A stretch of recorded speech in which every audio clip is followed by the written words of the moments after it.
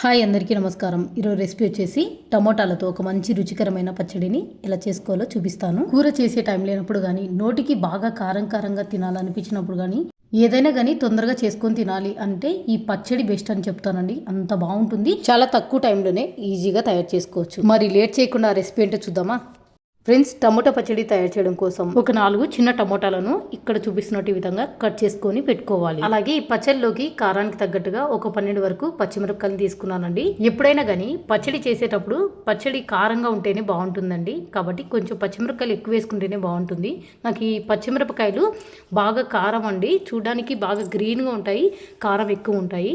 కొన్ని పచ్చిమిరపకాయలు కారం తక్కువ ఉంటాయి, కొన్ని కారం ఎక్కువ ఉంటాయి. వాటిని బట్టి మనం పచ్చిమిరపకాయలు చూసుకొని వేసుకుంటే సరిపోతుంది.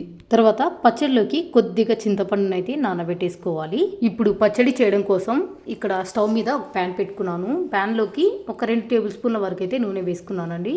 నూనె వేడయ్యాక ఇందులోకి 1 టీ స్పూన్ జీలకర్ర, 1 టీ స్పూన్ శనగపప్పు, 1 టీ స్పూన్ మినపప్పు, 1 టేబుల్ స్పూన్ నువ్వులు వేసుకొని మంట సిమ్లోనే పెట్టుకొని ఇవన్నీ కలుపుతూ దోరగా వేయించుకోవాలి. ఇవన్నీ బాగా వేగిపోతే మంచి సువాసన వస్తాయండి. అంతవరకు ఇలా కలుపుతూనే వేయించేసుకోవాలి. మీరు ఒకవేళ ఈ నువ్వుల ప్లేస్లో పల్లీలు ఉంటే పల్లీలైనా వేసుకోవచ్చు. చిన్న మంట మీదనే ఇవన్నీ మాడిపోకుండా కంటిన్యూగా కలుపుకుంటూ వేయించుకోవాలి.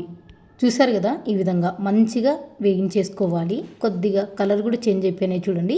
ఇప్పుడు వీటిని ఒక ప్లేట్లోకి తీసుకొని పక్కన పెట్టుకుందాము. ఇలా అంతా ఒక ప్లేట్లోకి తీసుకొని పక్కన పెట్టుకున్నాక సేమ్ అదే ప్యాన్లోకి పచ్చిమిరపకాయలను కట్ చేసుకొని వేసుకోండి.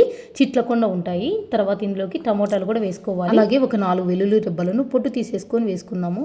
తర్వాత కొంచెం కరివేపాకు కూడా వేసుకొని మంట సిమ్లోనే పెట్టుకొని పచ్చిమిరపకాయలను టమోటాలను బాగా వేయించుకోవాలి. పచ్చిమిరపకాయలు టమోటాలు బాగా వేయించుకోవాలి, లేదంటే పచ్చడి అనేది పచ్చివాసన వస్తుందండి. చూడండి, టమోటాలను పచ్చిమిరపకాయలను ఈ విధంగా మంచిగా వేయించేసుకోవాలి. ఇవి సరిగ్గా వేయించకపోయినా పచ్చడి అనేది పచ్చివాసన వస్తుందండి. బాగా వేయించుకోవాలి మొత్తానికి. తర్వాత ఇందులోనే కొంచెం కొత్తిమీర కూడా వేస్తున్నానండి. కొత్తిమీర వేసుకున్నాక 1 సెకండ్ ఊరికల్లా కలుపుకుంటే సరిపోతుందండి. కొత్తిమీర కూడా ఇలా కొంచెం లైట్గా వేయించేసుకుంటే సరిపోతుంది. ఇప్పుడు స్టవ్ ఆఫ్ చేసుకుని ఇదంతా పూర్తిగా చల్లారబెట్టుకోవాలి. ఈ పచ్చడి చేసుకోవడం కోసం మిక్సీలోకి వేసుకొని చేస్తున్నానండి. మీరు కావాలంటే రోలు ఉంటే రోట్లో అయినా దంచుకోండి.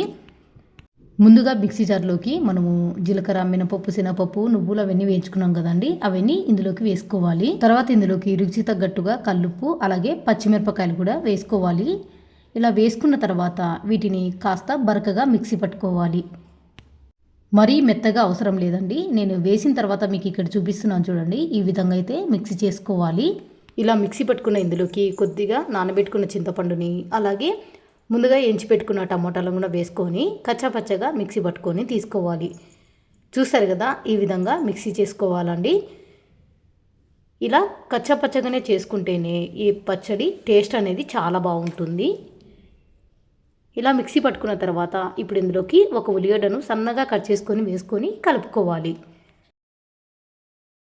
అంతే ఫ్రెండ్స్, ఎంతో టేస్టీగా చాలా కమ్మగా టమోటా పచ్చడి అయితే రెడీ అయిపోయిందండి. చాలా బాగుంది. వంట చేసే టైం లేనప్పుడు చాలా ఈజీగా తొందరగా చేసుకోవాలనుకుంటే ఈ పచ్చడి బెస్ట్ అని చెప్తాను. నోటికి సూపర్గా ఉంటుందండి. చాలా కమ్మగా ఉంటుంది. తప్పకుండా మీరు కూడా ట్రై చేయండి. ఈ వీడియో మీకు నచ్చినట్లయితే లైక్ చేయండి, షేర్ చేయండి, అలాగే ఛానల్ని సబ్స్క్రైబ్ చేసుకోండి. ఇంకా ఇలాంటి మంచి రెసిపీస్ కోసం పక్కనున్న బెల్ ఐకాన్ని యాక్టివేట్ చేసుకోవడం మాత్రం మర్చిపోకండి. మళ్ళీ కలుద్దాం మరొక రెసిపీతో. Thank you for watching.